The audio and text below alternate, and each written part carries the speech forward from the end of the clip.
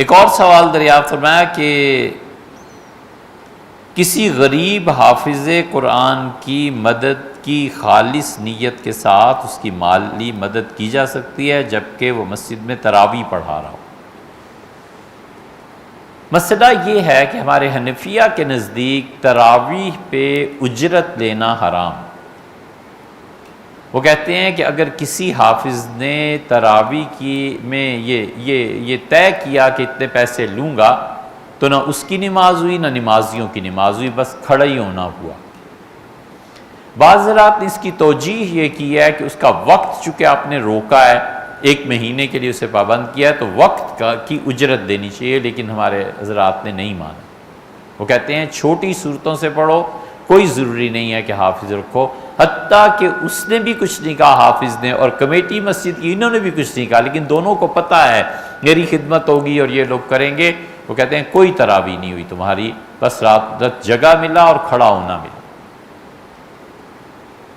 اس لیے تراویح میں ہمیشہ چھوٹی صورتوں سے پڑھ لے، پرواہ نہیں ہے، لیکن مساجد میں یہ جو کاروبار ہے نا، نمازی ثواب ہی نہیں اس کا۔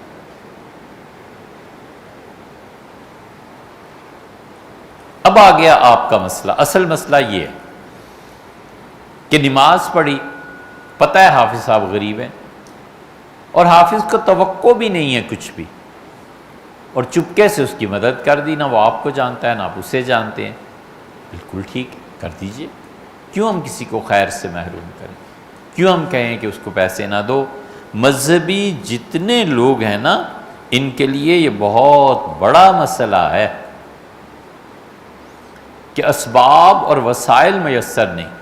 اللہ کی یہ بات ہمیشہ یاد رکھنی چاہیے۔ اللہ نے فرمایا ہے احسروا فی سبیل اللہ، جن لوگوں نے اپنے آپ کو میری راہ میں پابند کر دیا ہے اور معاش کے کمانے کی انہیں فرصت نہیں ملتی، یحسبہم الجاہل اغنیاء من التعفف، وہ اتنے پاک لوگ ہیں کہ دستے سوال دراز نہیں کرتے، ہاتھ نہیں پھیلاتے، اور ان کے حالات سے ناواقف آدمی یہ سمجھتا ہے کہ تو بہت مالدار ہیں۔ اللہ نے فرمایا تعرفہم بسیماہم، تم ان کی زندگی کے حالات پہ غور کرو تو تمہیں پتہ چلے گا کہ یہ شخص سوال نہیں کرتا لیکن ہے مستحق۔ آگے اب کیا ہے؟ اللہ نے یہ نہیں کہا کہ ہم اسے جنت دیں گے، یہ دیں گے، یہ دیں گے، اللہ نے کہا ہے کہ اس کے ساتھ نیکی کرو اور اللہ جانتا ہے تمہیں کیا ملے گا۔ اللہ تعالیٰ کہ یہ کہہ دینا کہ ہم پہ چھوڑ دو، کمال ہے، اس کو ہم پہ چھوڑ دو، ہم تمہیں کیا دیں گے، ہم پہ چھوڑ دو۔ یہ تو شہنشاہوں کی بات ہے نا کہ ہم کیا دیں گے۔ اس لیے یہ جتنے بھی دینی حلقے ہیں، اس سے قطع نظر کہ وہ کس مسلک سے تعلق رکھتے ہیں، ان کے احوال بتاتے ہیں کہ اس طرح قرض میں دبے ہوئے ہیں، یہ بیچارے کس طرح دین کو اگلی نسل تک منتقل کر رہے ہیں۔ ضرور مدد کرنی چاہیے، عمرے سے بہتر ہے کسی آدمی کی مدد کرے جو عمروں کا شوق ہوا ہے نا، ابھی سمت کو جسے دیکھو عمرہ، جسے دیکھو عمرے کی لت لگ گئی ہے، یہ پیسے اللہ کے کسی بندے کو دے دو یار، اس کی بچیاں ہیں گھر بیٹھی ہوئی ہیں، حافظ ہے، اس کا بیٹا ہے، نہیں پڑھ سکتے۔ اتنے ٹیلنٹڈ بچے میڈیکل کالج میں آتے ہیں، انجینئرنگ یونیورسٹی میں آتے ہیں، ٹاپ کے بچے، کون دے 10 لاکھ روپے فیس اور 8 لاکھ روپے؟ نتیجہ یہ کہ اس بچے کے دل پہ جو گزرتی ہے نا، اور باپ کے ہوئے وہی جان سکتا ہے جس نے اپنے بچے کو محنت سے پڑھایا اور آگے پیسے نہ۔ عمرے پہ جانے کی بجائے یہ 5 لاکھ اسے دے دے کہ اپنے بیٹے کو داخل کرائیں، پڑھائیں، معاشرے میں ایک اچھا فرد بنے گا، معاشرے میں ایک اچھا ایجوکیٹڈ پرسن آ جائے گا۔ جتنا ہم کر سکتے ہیں اسی کے مکلف ہیں نا۔ یہ کیا طریقے لوگوں نے اپنا رکھے؟ یہ دین کی جو حقیقی روح ہے اس کے برعکس۔ وہ جو تیسرا طبقہ ہے نا، دیوبند اور بریلی کے علاوہ، ان کا حال یہ تھا کہ شاہ فخر الدین دہلوی رحمۃ اللہ علیہ یہ آخری بڑے لوگوں میں سے ہیں ہندوستان کے، سلسلہ چشتیہ نظامیہ کے۔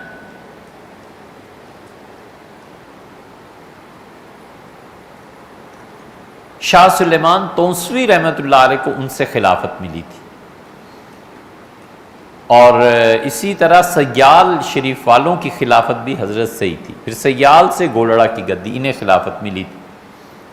حضرت فخر الدین دہلوی رحمۃ اللہ علیہ نے حج کا ارادہ فرمایا، بہت فخر الدین دہلوی رحمۃ اللہ علیہ کے بہت مرید اور بڑا وسیع سلسلہ، بہادر شاہ ظفر مرید تھی۔ لطیفہ یاد آیا، سناؤں کہ نہ سناؤں؟ وقت کیا ہو گیا ہے؟ چلو ابھی وقت ہے۔ ایک آدمی آیا، اس نے ایک تھیلی پیش کی،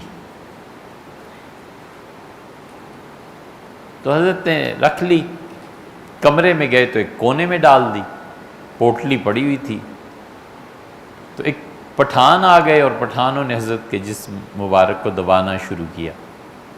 پھر اگلے دن ایک پٹھان آیا، اس نے کہا حضرت بس جاتا ہوں، اب صوبہ سرحد میں، اس کے جگہ کا نام بتایا، کہنے کا حضرت ایک نصیحت آپ کو کروں۔ حضرت فرمایا خان صاحب فرمائیے۔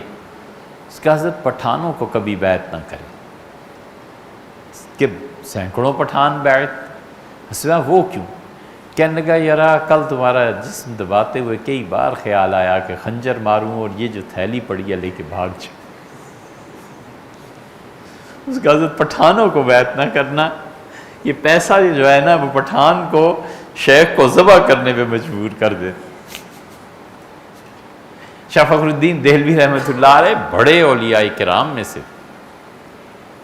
ان کی قبر اب بھی ہے، جہاں حضرت خواجہ بختیار کاکی رحمۃ اللہ علیہ کی قبر ہے، اسی میں بہت کافی قبریں ان میں وہاں۔ حضرت فخر الدین دہلوی رحمۃ اللہ علیہ سب سے مل ملا کے سامان باندھ کے تانگے پہ رکھا، سلام کر کے تانگے میں بیٹھے۔ ایک بوڑھی عورت آئی اور اس سے کہا حضرت ایک بات کہنی ہے۔ فرمایا کہو۔ اس نے کہا حضرت بیٹی کی شادی ہے اور ہے کچھ۔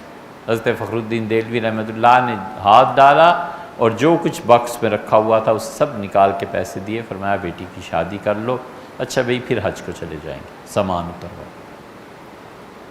یہ اللہ کے حقیقی دوست تھے، انہیں پتہ تھا کہ انسانوں کی مجبوریاں کیا ہیں، انسان کا دکھ کیا ہے۔